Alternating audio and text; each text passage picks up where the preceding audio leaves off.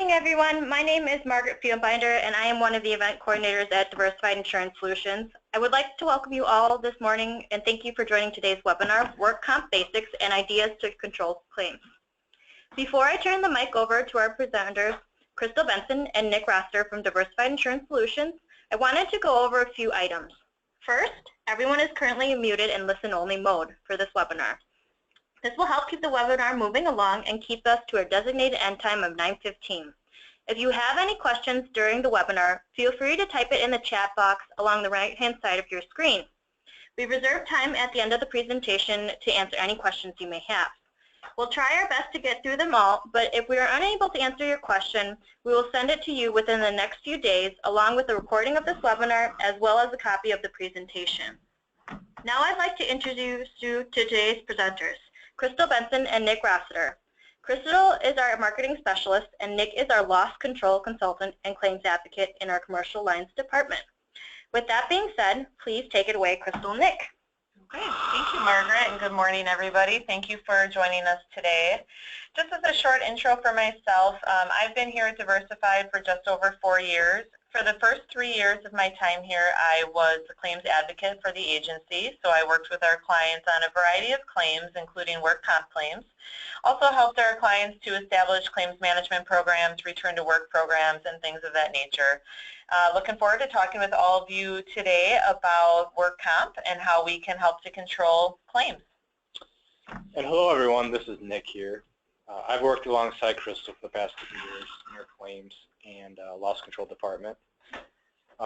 Along with claims management, I also specialize in workplace safety. This includes such things as doing facility safety audits, assisting with OSHA compliance, and basically anything else you can need assistance with in the safety realm. So with that being said, I'll turn it back over to Crystal to discuss the topics for today's webinar. All right, and I do just want to take one more opportunity to reiterate what Margaret said about typing questions in the chat box. Please, we encourage you to give us your questions, and we'll address those at the end of the presentation. So on the agenda for today, we are going to have an overview of the Workers' Compensation Act. We're going to discuss how premiums are determined, and we are going to talk about the experience modification factor, commonly known as the MOD. We're also going to talk about uninsured costs of accidents and ways that you can help to control claim costs via loss prevention and loss control. So, what is workers' compensation? Work comp is a sole remedy, no-fault system to provide benefits to employees following a work-related injury. Back in the day, before there was work comp insurance, if an employee was injured, they basically needed to sue their employer and then prove negligence on the part of the employer in order to be compensated for their medical bills and things of that nature. Unfortunately, this is very difficult to do because an employer typically would use one of 3 common law defenses. They would claim contributory negligence, meaning that the employee contributed to his own negligence and therefore me as the employer, I'm not responsible. Assumption of risk, meaning the employee assumed this risk, they knew what they were getting into, they knew they could get hurt, and again, therefore I'm not responsible. Or the fellow servant rule, which would put blame or negligence on a coworker or fellow employee. So by creating workers' compensation, it relinquished all of these common law defenses, and basically if you're an employee and you're injured in the course and scope of your employment, you are entitled to workers' compensation benefits. Those benefits can include medical treatment, so any medical bills, prescriptions, things like that, vocational rehab if needed, disability payments if there's any permanency involved, expenses such as mileage, wage loss, and death benefits. Income replacement is 2/3 of the weekly wage.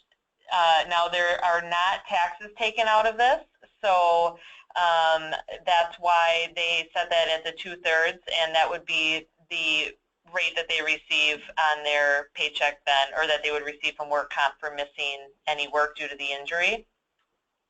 One thing that's important to note is that there is a 3-day waiting period. So if an employee is injured, they can miss up to 3 days of work before the claim turns into a lost time claim. On that 4th day, it will turn into a lost time claim and the employee will start to receive time off benefits. After 7 days, it'll then retro back and pay the employee for those first 3 days. This is a really important thing to remember, and we're going to talk about it later because it's going to tie into when we talk about the importance of medical-only claims. As far as who is compensated, 3 things need to happen in order for an employee to be compensated. The employee and the employer must be subject to the provisions of the Act. So this is basically going to be anybody. There are some exceptions such as domestic health and things of that nature, but for our intents and purposes, we are going to just say, basically it's everybody who's employed. The employee must sustain an injury, and that injury must be sustained in the course and scope of employment. If all of those things are in place, then the employee is entitled to workers' compensation benefits. All right, so we feel that it's important to understand how premiums are determined and so that you all are aware of what factors are or are not within your control. The first part of the premium is the rate, and the rate is set by the state. It is not set by the insurance companies or the brokers. It is set by each state, and the way this works is each job has a class code. The class code is then assigned a rate, and that is set by the state. The rate is then taken against your gross payroll, and so that's how the rates are determined. This is the part of the premium that we have no control over. Okay, the rate is the rate. The part that we do have control over is the experience modification factor, and that is based on your past loss experience, and we're going to be talking about that a little bit more in the next few slides here. The Wisconsin Compensation Rating Bureau is the Wisconsin Bureau that sets the rates, and then if your company spans over several states, then the National Council on Compensation Insurance would be the station to calculate your mod factor. So this next slide is going to give you an example of how the premiums are determined. So this is a fictional company, and you can see that there are several classifications of jobs. Wisconsin Wire Goods, for example, code 3257. So this particular company has $1 million of payroll for this particular classification. The rate is $4.68, and that is applied per $100 of payroll. So you take the $1 million, you divide it by 100, and then you multiply it by the rate. So for Wisconsin Wire Goods, the premium comes to $46,800. You do that for each category. So you can see, for example, there's a clerical category, code 8810. The rate there is 30 cents. I think that's actually more like 27 cents now. But basically, that's going to be your office worker, somebody who's in an office, very low exposure to injury, versus the Wisconsin Wire Goods. You can see that the rate is $4.68. So those individuals have a higher exposure, higher risk of being injured, and I've seen that rate go $5, $10, $15, $25 plus, depending upon how much potential there is for injury. So you add up all the premium for each individual classification, and the total gives you your estimated manual premium.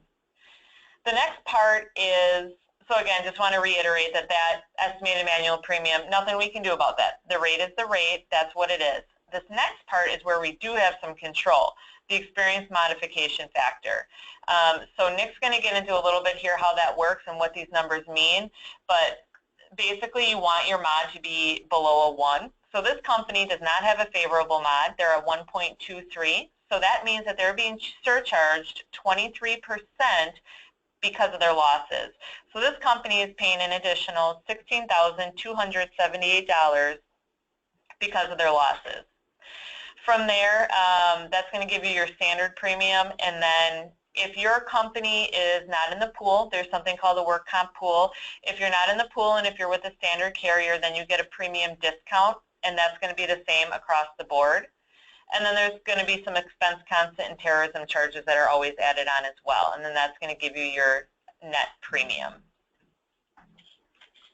All right, now let's take a closer look at the experience modification factor, since this, as Crystal mentioned, is an area that you as an employer have some control over. Also mentioned earlier, this adjustment factor is assigned to you by either your state rating bureau, which in Wisconsin will be the WCRB, or if you operate in multiple states, the NCCI. This mod factor compares loss history to other employers with the same class codes. If you have an expected or average amount of losses, you will receive a 1.00 mod rating. If you have a better than average loss history, you'll receive a credit modifier. We've seen these as low as 0.6 or 0.7. This would then be multiplied against your estimated net premium to your estimated manual premium to determine your insurance costs. On the flip side of that, if you have an experience modification factor that is over 1.00, you'll receive a debit modifier. This will increase your insurance costs. So basically the more injuries you have, the higher your mod factor will go. The mod rating uses 3 years of past work comp history while excluding the most current year. So here's an example of how this works. So let's take your 2016 mod, for example. It's going to include loss history from 2012, 2013 to 2014 while excluding 2015. So let's fast forward another year to 2017. In 2017, your loss history from 2012 will drop off and 2015 will be added on. It's important to know this because you'll see that, let's say, for example, an injury in 2014 will actually impact your mod for 3 years. All right, so I had alluded before to the importance of keeping claims as medical only, talking about that 3-day waiting period, getting people back within that time frame. The reason for this is because and first of all, let me define medical only. I mean, it's exactly how it sounds. Medical bills only, prescriptions, things like that. If you have, 1 day, 1 half day, any amount of time off due to the injury that the employee is paid for, then it becomes a lost time claim and it is no longer considered medical only. The reason that it's so important to keep these medical only is because those claims are discounted by 70% when they go into your mod calculation. So, if you take a $1,000 claim and it's medical costs only, now that's going to be discounted 70%. So now that $1,000 claim turns into a $300 claim for the mod rating purposes. So that's going to make a big difference when it comes to your premium. And so that is why a formalized return to work program is essential for success, because we really need to try to keep these claims as medical only. And I also want to point out that this benefits, not only the employer from a financial standpoint, but it also benefits the injured employee. They typically want to be productive. They want to be at work contributing to their employer, to their family. They want to earn their full paycheck. And also it avoids putting strain on their fellow employees, their coworkers who have to pick up the slack when they're gone. So it really is a win-win-win all the way around. This next chart is going to just illustrate the medical only claim and what that might look like in terms of your premium.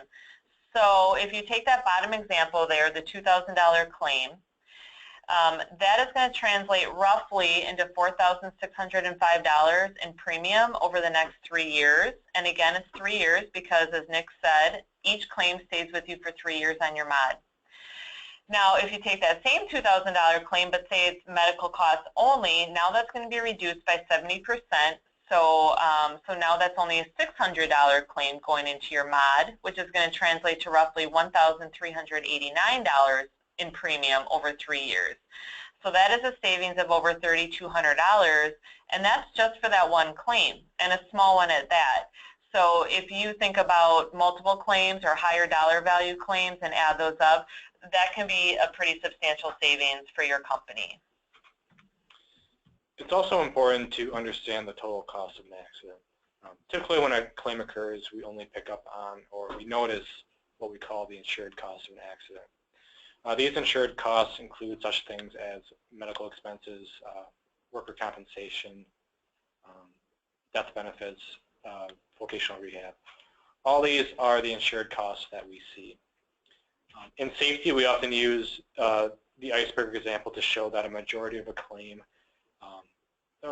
cost actually comes from hidden costs that we do not see. These costs include such things as doing an accident investigation, the cost of hiring and retraining an injured worker, the cost for overtime, the cost for downtime. All these things attribute to the total cost of an accident. In order to help you understand these indirect or hidden costs, OSHA has created something called OSHA's Safety Pays. It's basically a tool on their website that helps you to estimate direct costs, indirect costs. It estimates revenue needed to cover direct and indirect costs, basically how much in sales you need to help pay for that accident. So here's an example of how this works. Let's say you have a claim that has a direct cost of $6,000. What you're going to do is you're going to use this chart and plug in that $6,000, and you're going to see that in this case you have a 1.2 multiplier. So you're going to take that direct cost of $6,000 and multiply it by 1.2, which in this case your indirect costs will be $7,200. Then you're going to take your direct costs and add the indirect costs together. So that gives you a total cost of the accident for $13,200. So to take this full circle, what you need to do is you need to divide the total cost of the accident by your company's profit margin. Typically, the profit margin is somewhere in between 1 and 5%. So here's a chart to kind of help explain this. On the top line, we have 1 to 5% showing your profit margin, and then on the left column, we have the total cost of an accident. So in our case, we had a total cost of $13,200, or let's say $10,000. This chart shows that you would need to make up roughly $333,000 if you had a 3% profit margin. If you had a 5%, you'd be looking at closer to $200,000 in sales to help you cover the cost of that accident. So now that we have a better understanding of how injuries can impact profitability, let's take a closer look at how you can improve safety and help control your mod. The first part of improving safety starts with getting management on board. Senior management must play a strong and visible role in driving your safety program. They need to be involved in establishing your safety policy, and they must also provide the necessary resources to see it through. Without that, you'll see what we call a trickle-down effect. You'll notice that if upper management doesn't have buy-in, then neither will frontline supervisors, and then your regular employees will follow suit. So basically, you need to have management that's committed, and they must set the right example for other employees. In addition, you need to make sure that everyone is held accountable for safety. You need to make sure that you set the standard that safety is everyone's responsibility. And also, you need to make sure that you're consistent with how you're assigning discipline and that sort of stuff. So one of the best ways to improve safety and improve safety culture is using a safety committee. I've seen these used very effectively, and I've seen these used very poorly. So some of the best safety committees that I sit on have included items such as doing a safety perception survey, getting a feel of the organization's safety culture. They can also start your safety initiatives, and they can also brainstorm ideas to help you get started. And as Nick mentioned, he does sit on safety committee meetings, and this is one of the many services that Nick provides as part of our internal loss control department. So, you know, he's got a lot of experience sitting in, and he can help you to get started and facilitate those meetings to make sure that things are moving in the right direction. Yep, that's exactly right. I sit in on quite a number of safety committees, so I've seen some of the best practices of what works and what doesn't. So along the same lines of the safety committee, something that I also recommend doing is a facility safety inspection. These can be done once a week or even once a month. Basically, it's a good idea to have someone go around to try to identify some safety hazards at your facility. One way to get started is with a checklist. That can get the ball rolling. Otherwise, I would suggest getting an expert's opinion. Either have a safety consultant, or I'd rather see you have someone like me come in to help you get started establishing this safety inspection. And not only does this help you from a safety standpoint for work comp and injuries and just overall safety, but it also helps from an OSHA compliance standpoint as well. Yep, that's right. So one important factor with workplace safety is making sure that you have employees properly trained. This starts with new employee orientation, and it goes to your annual trainings. So with that new employee orientation, it basically sets a standard for what your company does. You need to have employees know that safety starts on day one, and that you have the proper procedures in place to keep them safe. As Crystal mentioned, with the safety inspections, it's also a requirement for basic OSHA compliance to have a training program in place for certain areas. So it's important to understand and make sure that you're aware of what's required from an OSHA standpoint. Also, I'd also recommend having a pre- and post-employment hiring system in place. One of the best ways to do this is to establish a relationship with your local occupational health facility. This could be a facility such as Concentra or Aurora, or basically whatever you have near you. These facilities can help you do drug testing. They can help you do pre- and post-employment drug testing. Basically, they're an extra resource for you to make sure that you're using the best possible employees in your workplace. All right, so Nick just gave us a lot of excellent ways that we can help to prevent losses from happening and promote a culture of safety. However, sometimes despite our best efforts, an injury could occur. So we need to discuss some ways that we can help to control those claim costs and manage the process if and when a claim does happen. So first I want to start out by pointing out that Diversified has its own workers' compensation claims kit. The kit is comprised of forms, checklists, just multiple tools that are going to help you to get through the claims process. If you're a client, I suspect that you have one of these or you've seen one. However, we are constantly updating it. And so this is something that Nick and I are happy to come out and go over with you, help you to implement, explain the forms, etc., and provide to you if you would like. So with that being said, I want to talk about claims management. It's very important to have a claims management program, and then inclusive of that is going to typically include a return to work program as well. And we have tools within our claims kit to help you get this set up, and we can help with that as well. But we do recommend that you have a formalized written program that is accessible to all employees. We highly recommend having a designated coordinator. So this could be your HR professional, it could be your safety person, it could be your plant manager or operations director, somebody who's going to take that ownership and run those claims from beginning to end, and also somebody that every employee needs to know is in charge of the work comp claims. It should be required of your employees that all accidents are reported immediately. Immediately meaning right after the accident occurs. You know, not at the end of the shift, not tomorrow, or not down the line when that employee thinks an injury might have occurred. Basically, if there's an accident, even if we don't think there's an injury, it should be reported so that it can be investigated and analyzed to see if any action needs to take place.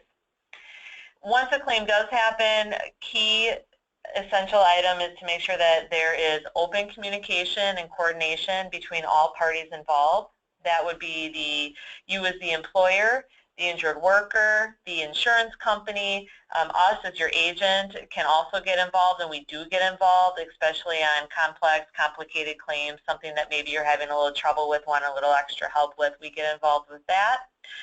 The medical provider, a lot of these claims have, the insurance companies now put nurse case managers on it, which is great because they come at it from a medical perspective and are able to help move the claim along, make sure that treatment is appropriate for the injury, etc.